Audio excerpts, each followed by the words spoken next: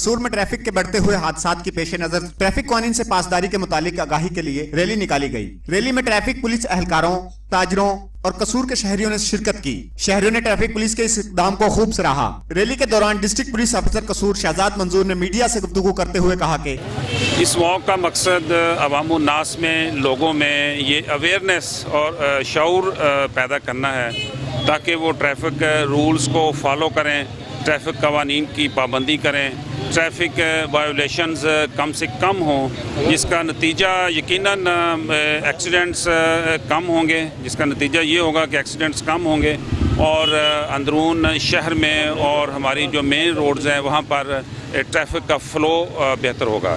Traffic कानून से आगाही से वाक के दौरान ट्रैफिक पुलिस की तरफ से ट्रैफिक कानून पर मबनी ब्रोशर, पम्फलेट तकसीम किए गए, जहां ट्रैफिक पुलिस अपनी पेशावराना खिदमात सरअंजाम देती है। इसके साथ साथ अवाम को ट्रैफिक कानून की पासदारी करनी चाहिए ताकि ट्रैफिक के हादसात से कीमती जानों का ज़िया होने से बच सके। कैमरामैन मोहम्मद बिलाल के साथ मोहम्मद इरफान मेऊ, बड़ी खबर, कसूर।